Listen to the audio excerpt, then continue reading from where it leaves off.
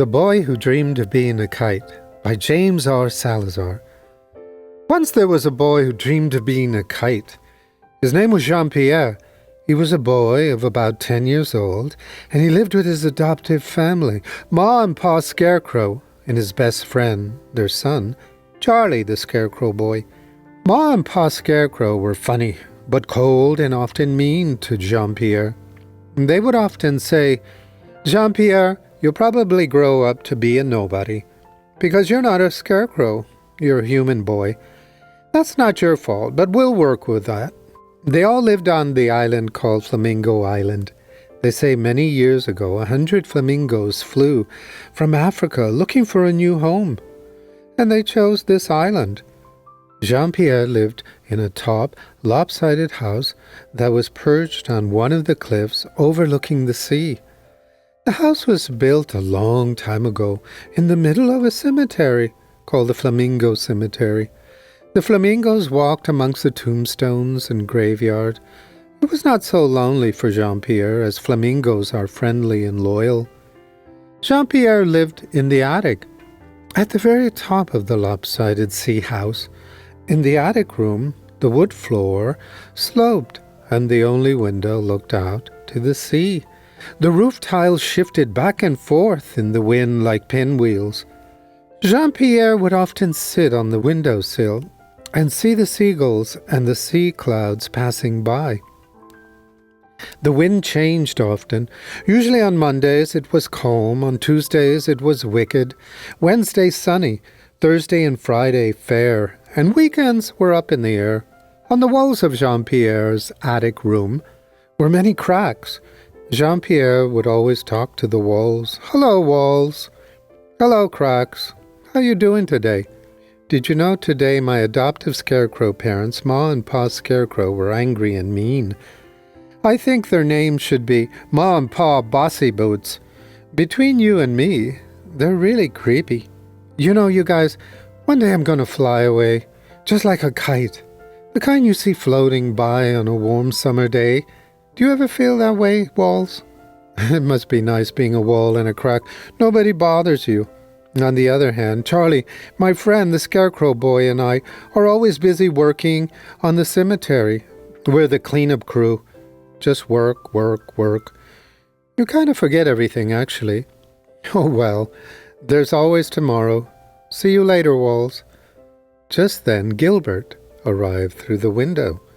A big, wacky black crow. "Quack, quack, quack. Hello, Pierre, what's up?" Gilbert asked. "Oh, hi, Gilbert. Same old thing. How are you, Gilbert? Funny you should ask. I was flying around not too long ago and a powerful gust of wind pushed me down to the beach. Can you imagine that? It took me some time to get to my senses, so I just sat there and I sang one of my Don't Give Up songs, plain and simple. It goes something like, "When you laugh, oh, the world is a gumball, like sweet rainbow-colored candy. When you laugh, all your troubles disappear. When you laugh, when you laugh, when you laugh. So laugh like there's no tomorrow. Laughter chases away your sorrows." Jean-Pierre says, "Now that's a song. Something to remember. Thanks, Gilbert. I needed that." Then Gilbert tried to tell a riddle. "Why did the chicken cross the road, Jean-Pierre?" "To get to the other side," Jean-Pierre answered. "Who gave away the answer?" Gilbert said. Then he laughed. "I got a scoot. On my way to see my brother in the cornfields." "Oh, okay, Gilbert. See you later, alligator." And Gilbert wobbled out and flew out awkwardly because his body was way too big for his wings. But off he went anyway. Now Jean-Pierre and Charlie the Scarecrow Boy had their chores to do today. There was raking and just about everything you have to do to keep a graveyard cleaned and polished. The yard especially needed raking, because for flamingos there were a lot of pink feathers to sweep up. It was an endless job. This morning Jean-Pierre put on his pants and jacket, and off he went to begin cleaning the graveyard. It was a sort of morning when the graveyard didn't mind being a graveyard. because there were flamingos and the sun was bright. Charlie, the Scarecrow Boy, his friend, always made the day a little more fun. The flamingos belonged to no one, which is the very best way for flamingos to be. They were free, and they walked about on their long, pink legs. Jean-Pierre was raking the yard, and Charlie, the Scarecrow Boy, arrived to help. "Hi, Charlie." "Hi, Jean-Pierre. How's my best friend? I'm always good when you're around." Charlie smiled. Charlie carried his bucket and rag to wipe the headstones. After work, Jean-Pierre and Charlie sat on the graveyard wall, feet dangling, doing the thing that true friends do best, which is to speak of nothing in particular. But Charlie was quiet and heavy in thought, in a way that was not the usual quiet. Then Charlie said, "Jean-Pierre?" "Yes," with great interest to hear why Charlie was so serious. "Tonight Ma and Pa Scarecrow mean to do it." Jean-Pierre did not ask what it was. He had seen the way Ma and Pa Scarecrow looked at him lately. He had seen the corn-shucking sound they made when they walked. It was kind of creepy, like sandpaper being rubbed together. He had felt for weeks now that a bad thing was coming, the way you feel rainy weather before it breaks. "They mean to turn you into a scarecrow," said Charlie, "like me. I never told you, but I was a real boy once. Then Ma and Pa Scarecrow turned me into a scarecrow because they needed someone to work the graveyard." The words sat between them like a stone, actually like a boulder. "They'll wait till dark, and with a dark magic they'll turn you into a scarecrow boy like me," said Charlie. "When you're asleep, they'll take your hands and your face and your laugh and fill you with straw and plant you in the field. And you will stay, and you will stay, and you will stay." Then Jean-Pierre looked at Charlie, at his straw hands, and the buttons that were his eyes, and the painted grin that had not been his grin when he was a boy. "How long do we have?" said Jean-Pierre. "Until the clouds clear in the hill, and the moon is full." "That's tonight," said Charlie. "Not long." Jean-Pierre could hear his heart beating fast, which is what hearts do when they know the night is coming for them. Then Jean-Pierre said, "My mother was taken from me when I was a boy. They called her a witch. She knew many things most people don't know, but she left me with a spell, granted me one wish. I never thought I'd use it. I guess I took it for granted. I only need to say the spell 3 times and my wish will be granted. Let's run to the cliff, and there I shall ask to become a red kite, and with your help you can set me off.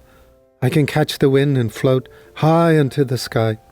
"I can't run," said Charlie. "I'm good at staying. It's the straw." He looked down at his straw body, his straw legs. "Not with pity, but with someone who knows his limits. But what I can do is keep them off you. I can buy you time, and I know the flamingos will help." Charlie pointed one straw finger at the graveyard where the flamingos lived. 100 of them wandered. "I know they're ready to do anything to help you, Jean-Pierre." Jean-Pierre tried to remember the magic words his mother made him memorize, because one day she knew he'd need it. "Let's see," Jean-Pierre thought. "Emerald stars that light the night. I wish a dream tonight. I dream of being..." Yes, he remembered the smell. Charlie whispered, "Let's go, Jean-Pierre. We have a chance to escape now." Charlie opened the door. They both quickly walked to the cliff. Outside, the big full moon shined, and it was getting clear as the clouds were rushing by. And from the graveyard the sound began. Ma and Pa Scarecrow made a corn-shucking straw sound like sandpaper as they moved around, unusually active.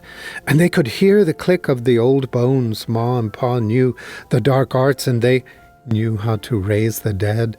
From the graveyard, they heard the skeletons rising up out of the graves and walking. Ma and Pa Scarecrow were coming now. Jean-Pierre and Charlie were getting nearer to the cliff, and Ma and Pa Scarecrow were following them. And then the flamingos came. They came all at once, 100 of them. a great pink flood of legs and wings, and rising out of the graveyard were more skeletons. Jean-Pierre and Charlie reached the cliff, but a pink wall of flamingos separated the boys from Ma and Pa Scarecrow and the noisy skeletons.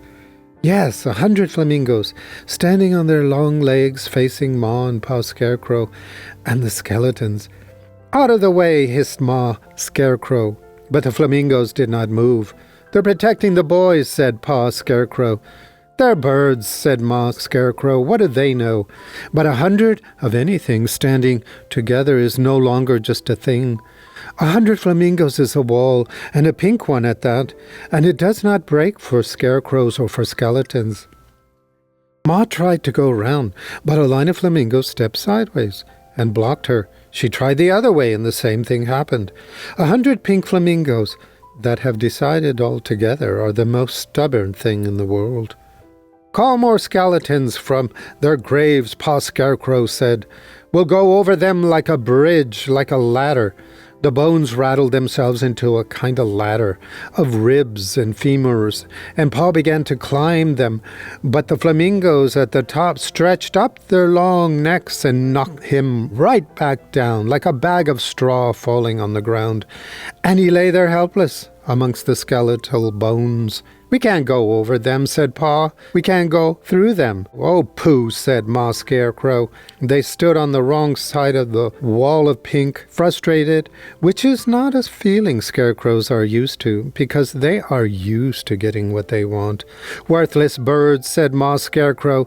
The wise and stubborn flamingos blinked twice slowly, which was a flamingo's way of saying you're welcome. The pink wall the flamingos had made for Jean-Pierre and Charlie protected them, but they had to be quick. The two boys stood on the cliff. Jean-Pierre closed his eyes and recited the spell his mother had left him. Jean-Pierre only had to fill in the blanks to complete the spell. "Emerald stars that light the night, I wish a dream to fly tonight. I dream of being a red kite." "Emerald stars that light the night, I wish a dream to fly tonight. I dream of being a kite." Then the last time would change his world. "Emerald stars that light the night, I wish a dream to fly tonight. I dream of being a red kite." The words left his mouth like a wild electricity, like a thing that had been waiting to be said, and lights seemed to twinkle around him, and they heard the wind circling them. Suddenly Charlie was seeing magic transforming Jean-Pierre into a red kite. Charlie heard Jean-Pierre say, "Thank you, Charlie." Charlie said, "I always thought I didn't have a heart, being a scarecrow boy. But now I know I do because it's breaking." "You always had a heart, Charlie," said Jean-Pierre. "They took everything except that." And because there was no more time, and because true friends say the true thing, even when it's the hardest true thing to say, they said it. "I love you, my friend, I love you. I'll never forget you." And Charlie, who had not been a boy for a long, long time, had forgotten how the words felt, and he felt like a real boy again, and said, "I love you, my one true friend. Don't forget me." The wind came, and Charlie held Jean-Pierre's hand, which now was a red kite. The wind blew stronger, as if the universe was at their command. Then Charlie threw the red kite to the sky, and the red kite could feel the wind pulling him up and the world growing wide beneath him, and Charlie was getting smaller and smaller and smaller. "Goodbye, Charlie," said the kite. "Goodbye, Jean-Pierre," said this little scarecrow boy. And the red kite rose up to the sky, and Charlie stood below at the edge of the cliff, with his straw arms raised up, as if wanting to go with the red kite. But Charlie stood there on the cliff because he was good at staying, and now he was happy in a way, because his friend was free, and Charlie knew that a part of him somehow went with his friend. Jean-Pierre, now the red kite, and the red kite was far, far away from Ma and Pa Scarecrow, free as a bird. Now the red kite floated through the blue sky just like a bird that soars in harmony with the wind, and the red kite could see the green fields below, the winding rivers that seemed like ribbons winding and turning below, and the clouds seemed like they were stuffed with cotton and floated by. After days of sailing through the sky, suddenly the kind wind turned wild, and the red kite found himself rocking down into the mud and into the middle of the battlefield. One of the soldiers walking by noticed the red kite and picked it up. The soldier said, "What are you doing here, old friend?" And for a moment the soldier flashed back to when he was a boy. He and his brothers would race through the wheat fields, laughing, each one trying to be the first to get his kite up into the air on a summer's day, a scene far from the soldier's present reality. He remembered he and his brothers, their bare feet running through the tall green grass. The soldier remembered the smile, long since forgotten. The soldier lifted the kite, just like when he was a boy in the field of his youth, and said, "Fly, red kite, fly, fly again for us." And the wind seemed to obey the soldier's joyous hope and intention, and as the kite did begin to rise, a soft, warm smile appeared on the soldier's face, as if there was no war, and, for that moment, there wasn't. "Goodbye, red kite, be free," the red kite shouted. "Thank you, thank you."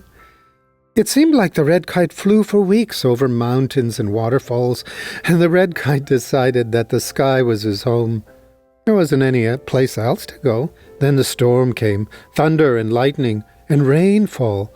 The red kite plunged to the grey-blue sea below. He laid there flat as a pancake, facing the open sky, and he thought, "How will I ever rise again?" Then something surfaced beside him, from underneath. It was a mermaid with green eyes and black shiny hair. She looked at the red kite for a moment before speaking. "Hello, red kite," she said. "My name is Serena. What are you doing here? The sea is for starfish and dolphins, for shells and grey whales. You belong in the sky." The red kite said, "I used to be, Jean-Pierre, a boy, a real boy. Now I'm a red kite and I'm lost." He wept and said, "My life has been so strange and unpredictable. So many things are happening to me.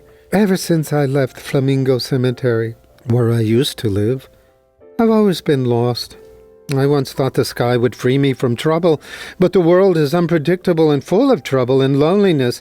And he was quiet for a moment. "And sometimes I wish I were back home at the Flamingo Cemetery." The mermaid understood, and the mermaid said, "You've come a long way. You feel the world is not worth living because there has been much trouble on your journey." The red kite said nothing for a while. He listened to her voice, and the waves, which sounded a little less discouraging than before, and he relaxed.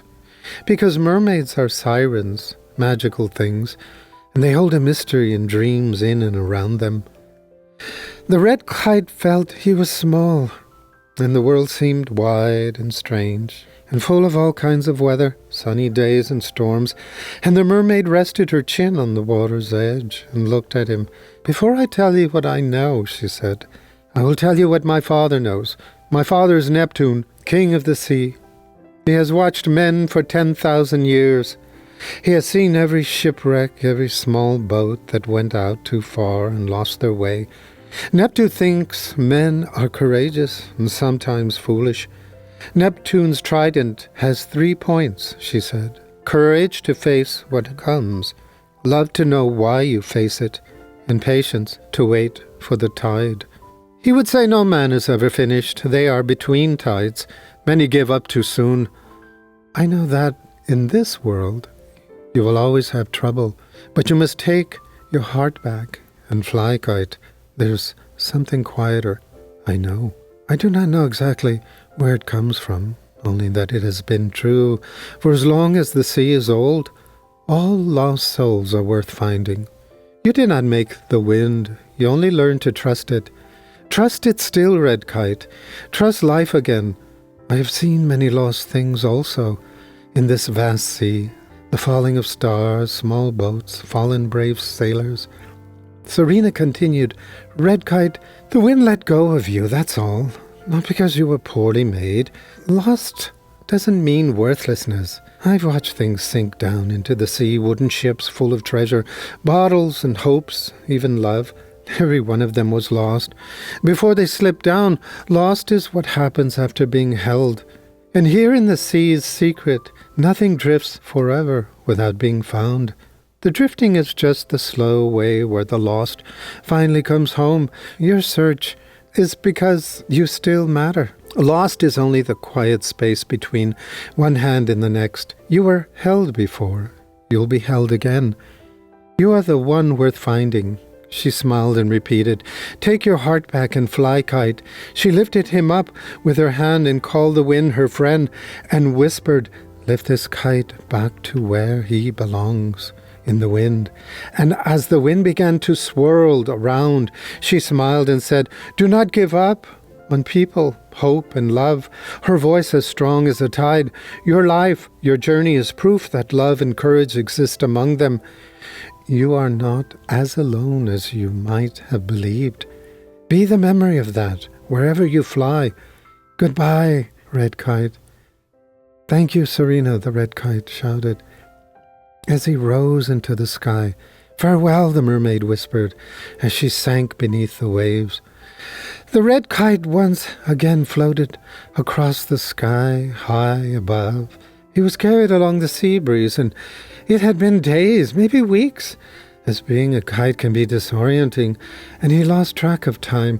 But being a kite is unpredictable.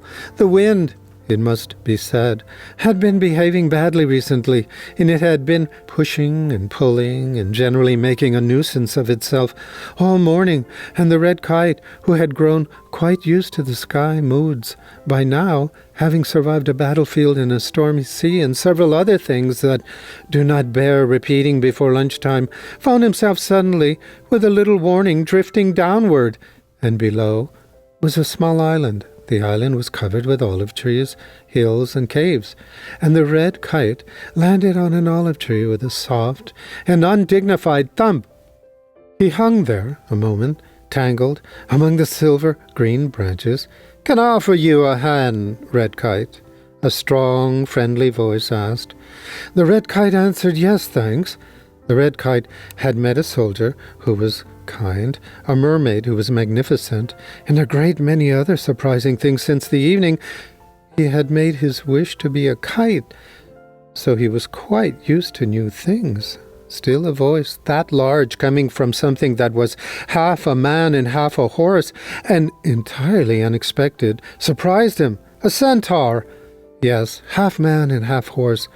"I've never met a half horse, half man before," said the Red Kite. "I'm a centaur," said the large creature.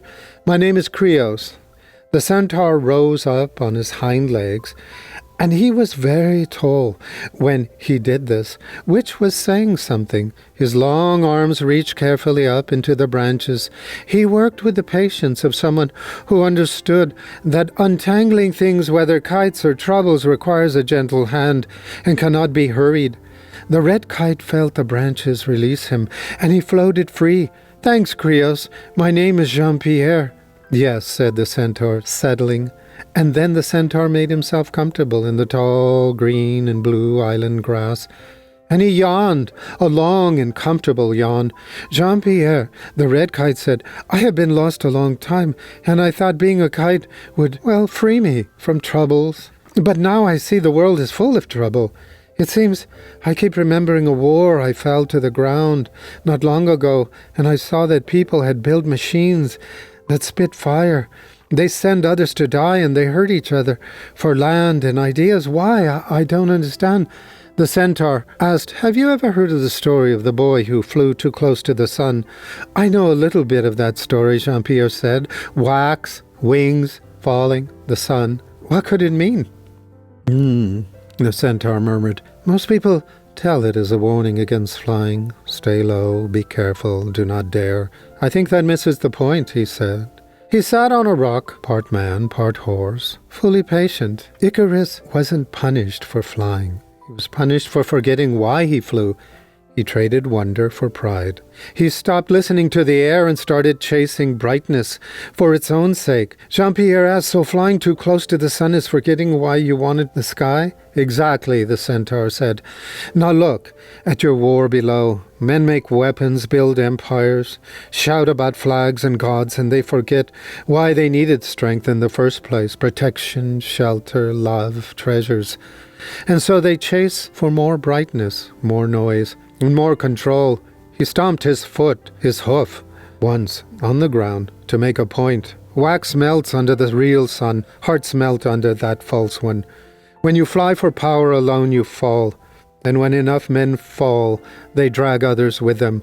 Jean-Pierre tried to understand. "So their violence," he said slowly, "is a lie? A whole world of Icaruses chasing the wrong sun?" "Many little ones," the centaur agreed. "Some in uniforms, some in suits, some in cities, all forgetting that every wing was built at first to carry someone towards safety, beauty, and love." He looked up at the kite. "You are not free from their story," he said. "You flew over their wars. You felt heavy. That is good. It means your wax is still soft. You can decide which sun to follow." "What sun should I follow?" Jean-Pierre asked. The centaur smiled. "The one that warms without burning," he said. "Call it kindness, call it wisdom, call it love, call it reason and intelligence. Fly toward that, and you will understand evil as a forgetting sun, not as your destiny." Jean-Pierre thought about the crooked house, of Ma and Pa Scarecrow's anger and madness, and he thought of the soldiers in the trenches who had handed him back to the sky instead of keeping him as a trophy, and the kind mermaid that made him feel worthy of being found. And he thought of his friend Charlie. Remembering love, wisdom, and courage is your job as a kite, to carry with you as your journey travels on. Because it is a reminder that another kind of flying exists. Come, Red Kite, I will take you to meet my friend, the witch in the cave, Kaliat. She knows many things and has many powers, Creo said. She's been waiting. She knew you were coming. She always knows. He picked up the kite and carried it up the road to the caves by the cliffs. They entered the cave, and Creos entered the way a horse goes into a stable. The cave was not dark, the way caves are dark. It was lit faintly by something that was not a lamp.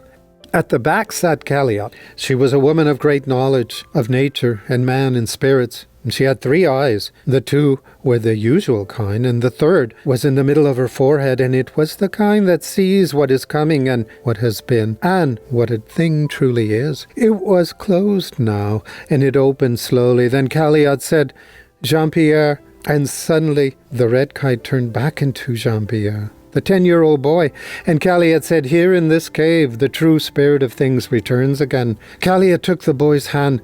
They were cold. The way hands are cold when they have been holding on too long to the wrong things.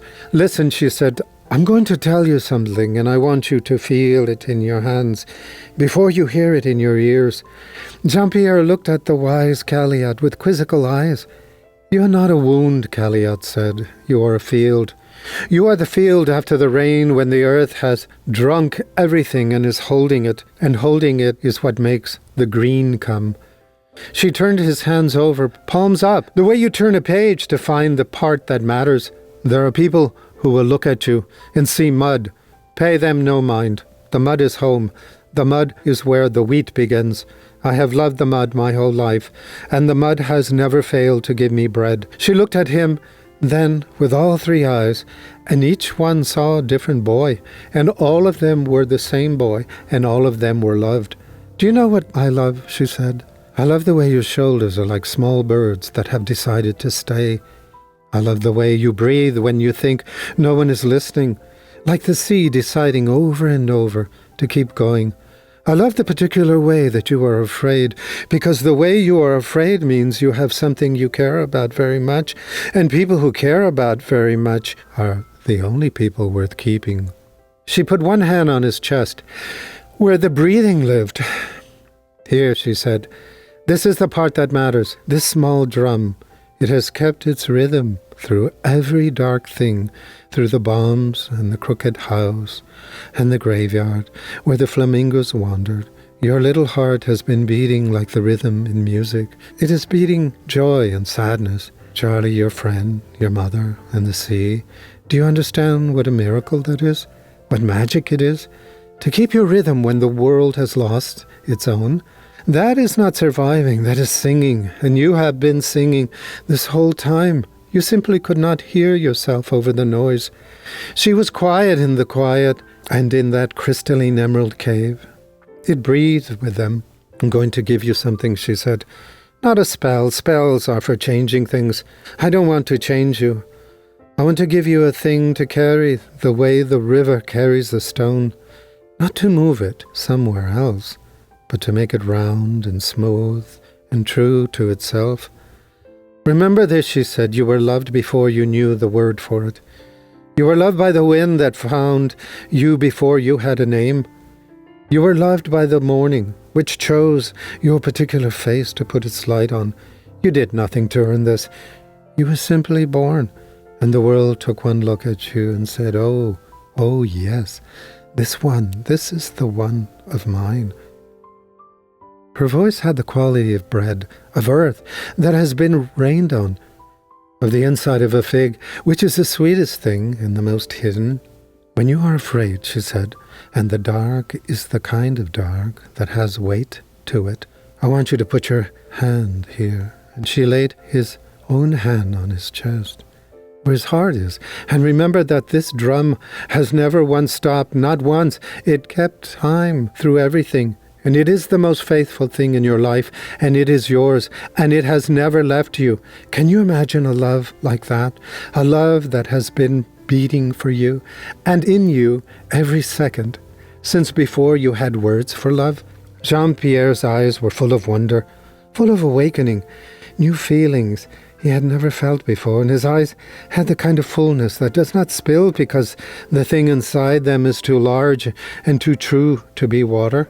She held him the way the sea holds the shore, not gripping, not going, just arriving over and over, without ever leaving. You are made of bread and wind and the color of old honey. She whispered into his ear, you are made of every morning that was, and life and the sun chose you. Do not go small. The world has enough small things. Go the size you actually are, which is the size of the sky when it has nowhere particular to be, and live there where life longs to be alive. She kissed the top of his head. It was a kiss like a fig, sweet and hidden and enough. And now she said, very softly, there's someone here who has been waiting for you, looking for you, before you arrived. She has come the way the rain comes to the field, quietly, entirely, without asking permission. Kelly had stepped back, the way the sea's tide steps back to let the river in, and the light came in, and it was her. His mother, she appeared suddenly, and she looked the way she looked when Jean-Pierre last saw her, lovely and kind and wise. He was very still. His mother said, now I've missed you so much. I have felt you beyond the walls and mirrors of time. Oh, Jean-Pierre, the troubles you found are real, but the world also held my love and your friend Charlie, a kind soldier, a magnificent mermaid, an old centaur, and many friends who helped you understand and feel life and love. Kaliat of the cave with 3 eyes knew your name before you arrived. She looked at him steadily. You hold it all in you. She kissed Jean-Pierre's cheek and held him one last time and said, remember, I'm always with you and I love you. She began to fade, not too quickly, but the way sun fades from a wall. An echo whispered, be courageous, my Jean-Pierre. Kaliat, the cave witch, stood very still at the entrance to the cave. Krios lowered his head. Kaliat, she put a small, tear-sized seed into the palm of Jean-Pierre's hand and said, take this seed and swallow it. It will bring you luck, Jean-Pierre. He looked at the small seed and swallowed it, as Kaliat had asked. Kaliat held Jean-Pierre in her arms and whispered, off you go, the sky has been waiting, and it is not very patient. Jean-Pierre began to change into a red kite once again. Farewell, Kaliat, thank you. Outside the cave, Krios the centaur, half man, half horse, lifted the red kite to the wind. Krios said, "Wherever you go, keep your kindness, keep your dream of peace, and never let the wind talk you out of it." And into the air the red kite floated up, and Krios smiled as he watched the red kite rise up into the sky. The red kite once again flew high through the air. His small voice echoed in the wind, and it was the red kite saying, "Thank you. Thank you, thank you to the half-man, half-horse, and to the beautiful island, and Kaliat, the cave witch, thank you." After days of flying, passing over islands and deserts and forests, one day as the kite flew through the sky, suddenly from nowhere, a blue kite came flying by and crossed Jean-Pierre's path. It was a blue kite that came from the east on a diagonal current, moving with the ease and confidence of someone who has stopped worrying about direction. And Jean-Pierre felt the seed Kaliat had given him shift and move within him. The kite, now flying by the red kite, was blue, the way deep water is blue, the blue that holds light inside it, rather than rejecting it back. The blue kite had a long blue tail behind it, and it was in 3 long streamers. And she flew the way certain people walk through a room, not trying to be noticed, noticing everything. They nearly crossed paths without speaking. "Hello," said Jean-Pierre, because the seed was beating, and the wind had arranged itself, and there are moments when a single word is the whole of courage. "Hello," said the blue kite. "My name is Sky." The red kite said, "That is the best name I've ever heard of." "And yours?" "My name is Jean-Pierre," the red kite said. "Where are you flying to, Jean-Pierre?" asked Sky. The blue kite, the honest answer was that he did not entirely know, and that he was lost in the great somewhere. He said, "I'm flying to somewhere. Would you like to come?" Sky was quiet for a moment, not the silence of hesitation, but that of someone checking in with themselves, consulting some private compass. "Yes, why not?" the blue kite said. "Once long ago a boy held my string, and we were friends for so long, and we loved each other. And then he let go," said Sky, the blue kite. "I was drifting days and days, and it seemed forever.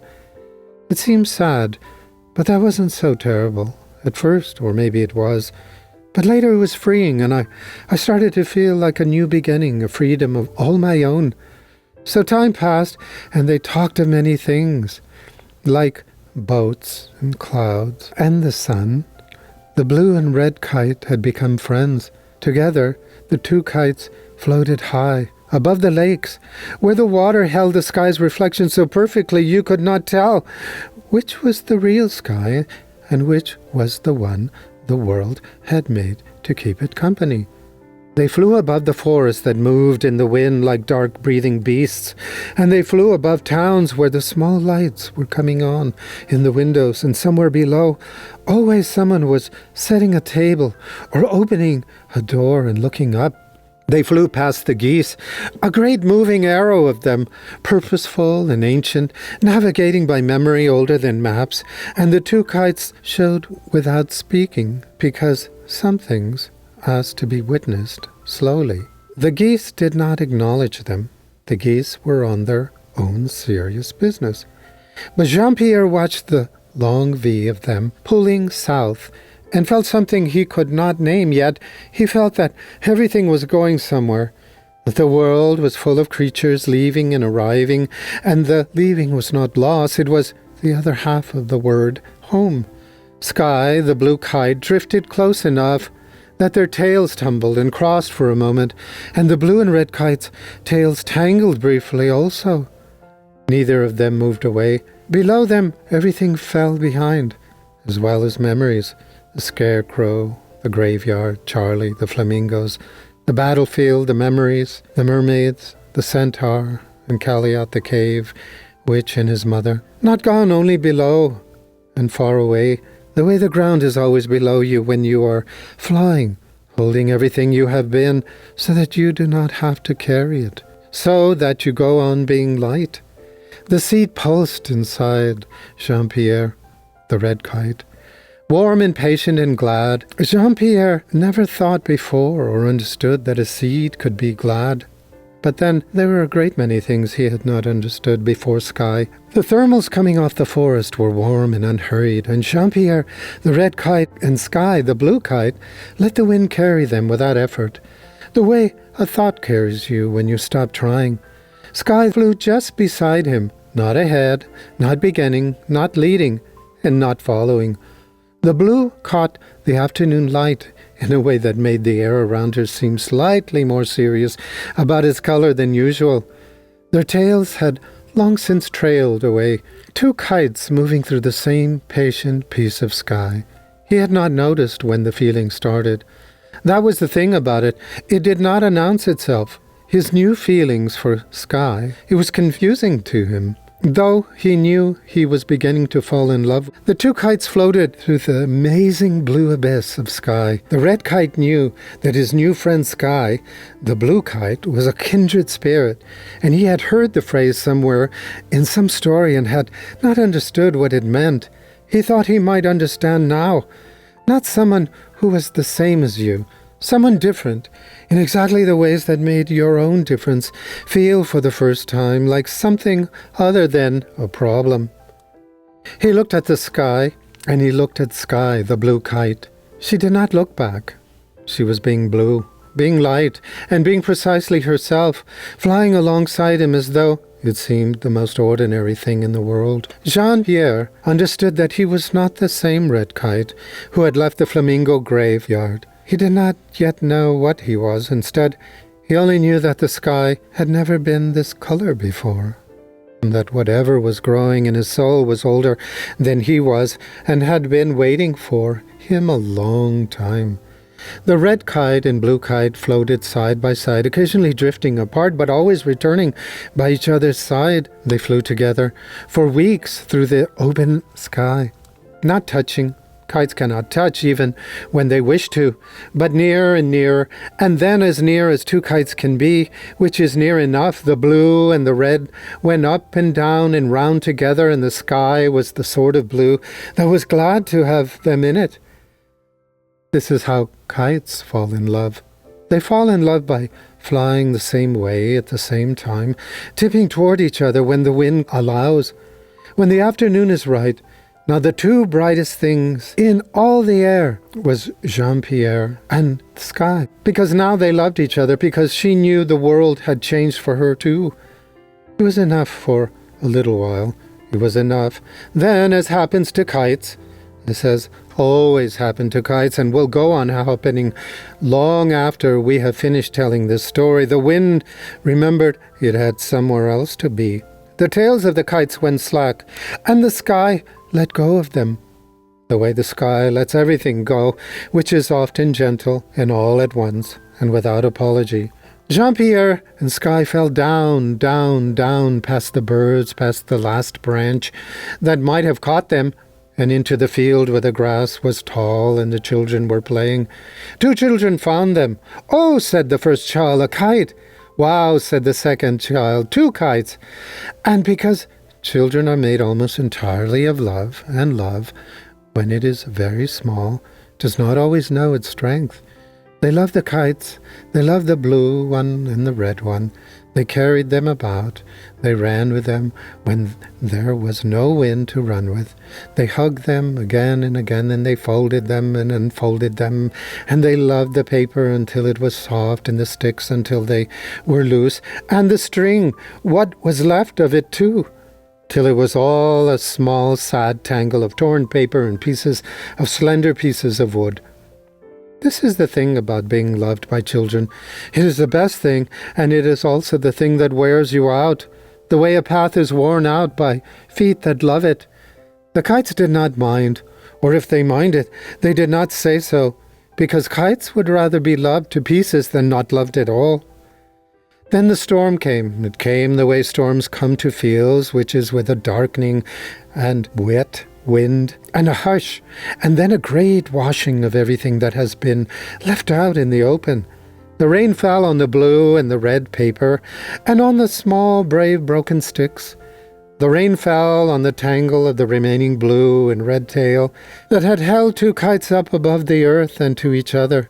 And slowly, the way the kindest things happen, slowly, the kites came apart, not curly, not all at once, but like the way a flower lets go of its petals and color, and the way a song lets go of its last note.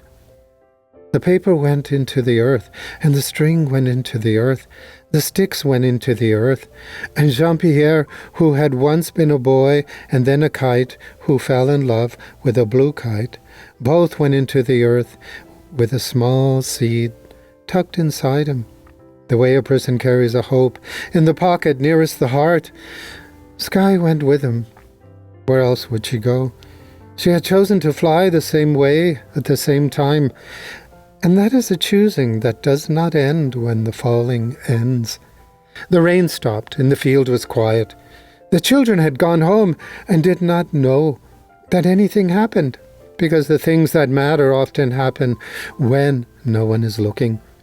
Then in the dark, where no one could see, the seed that had been carried in Jean-Pierre did what seeds do. It opened, it breathed in a way, reminded by nature that life is always being reborn, and it opened.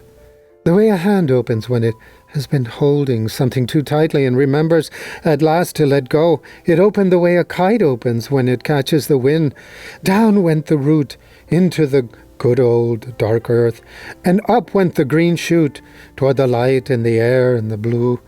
And the red kite and blue kite were still there, somewhere in the solid earth with the memory of the air. A tree grew, not all at once. Trees are patient and have nowhere else to be, but it grew. It grew from the blue paper kite and the red paper kite. It grew from the teardrop seed, from love of two kites who had flown the same way at the same time. It grew from the small brave sticks that had once held a boy's shape and a kite shape, and now held the shape of a tree instead. And it was a beautiful tree, a grand tree, the kind of a tree that makes you stop if you are walking past, and you want to stand and look, even though you don't know why. Its leaves were green, but if you look closely, and almost no one ever does, there was blue in the green and red in the green, and the way there is blue in the sky and red in the evening, hidden inside another color, the way love is sometimes hidden inside a life. The birds came to nest and live in it. The bees came to live in it. The small creatures who needed a home came and found one, because that is what a tree is for. The caterpillars came with their cocoons, burst into butterflies out into the world. The tree was full, and the tree was glad, and the tree remembered the sky. The tree did not remember the unhappy things, because trees do not remember those things, and because perhaps it may never have been real after all. Later, much later, or perhaps only a little later, for trees do not count, children came to play again in the field. They ran and they tumbled and they did the things that children do, which are mostly noisy and mostly happy and sometimes both. And then one of them stopped. A little girl. She looked up at the tree and listened. She said, "Listen." And the other children listened, and there it was, laughter and singing in the tree. It wasn't the wind, though it may have been the wind, not the birds, though it may have been the birds. A laughter and singing that went up and down and round, the way two kites go up and down and round when they are flying the same way at the same time. And if you looked, really looked, with the kind of looking that children can do, and grown-ups have mostly forgotten, you could see them, two shapes in the high branches. There were two children playing high in the branches, singing, laughing. They were laughing and playing and singing the way they had played in the sky. Only now they played in a tree, which is the sky's way of coming down to where the children are. "Who are they?" asked one of the children, who was staring up at the giant tree. But no one answered because it didn't seem to matter. They were there, and they were happy, and the tree was glad for them. And that was enough. This is what the tree knows, and what the children half know, and what the kites knew all along. Life does not end, it only changes shape. A boy becomes a kite becomes a tree becomes a home, and a laughter in the high branches as a small red and blue happiness that the children can almost feel and see and never quite catch, the way you can almost catch a kite and never quite hold it. And joy is the same. It goes up, comes down, and it goes up again and down again, and does not die. It only changes into another shape, the way one kite leans toward another across the small, bright distance in the air. Jean-Pierre and Sky are in the tree. They are flying only differently. They are laughing and singing and playing, only in leaves. They are in love, the way kites can be in love, which is by being true. At the same time, in the same place, the same bright colors against the sky. And if some afternoon you walk past a field where the grass is tall, and you hear laughter and singing in a tree, there might be the wind, it might be the birds, and it might be something else. Stop a moment and look up. You will not see them. Almost no one ever does. Or you might see them. So you must keep still and keep looking and keep listening.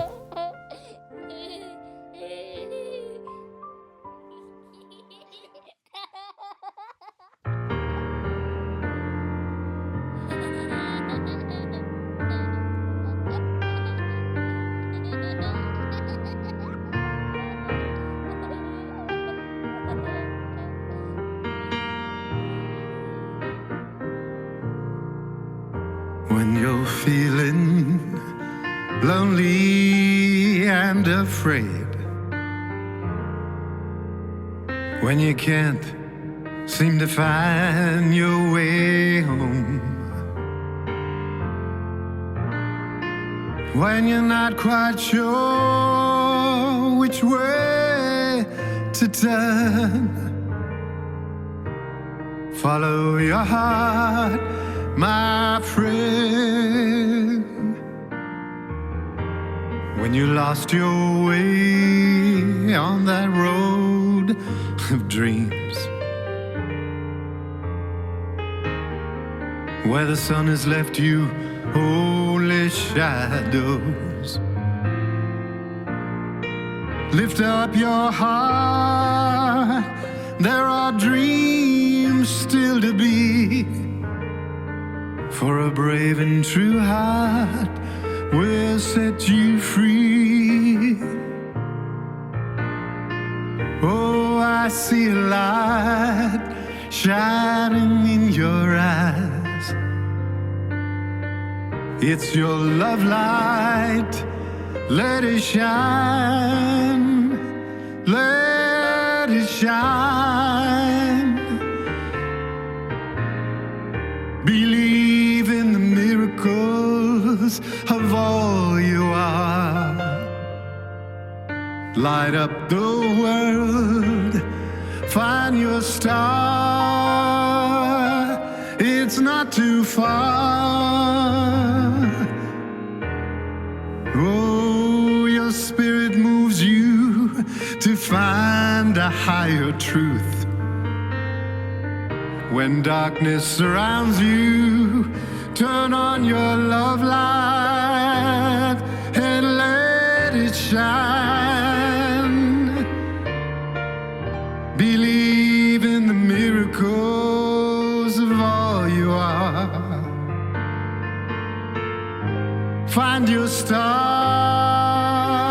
it's not too far.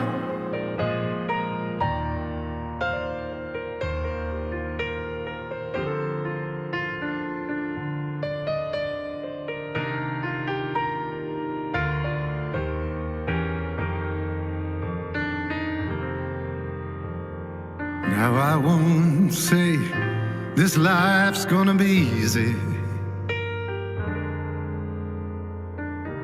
but every dream is possible. So when you believe in all your dreams, There's magic waiting for you when you believe.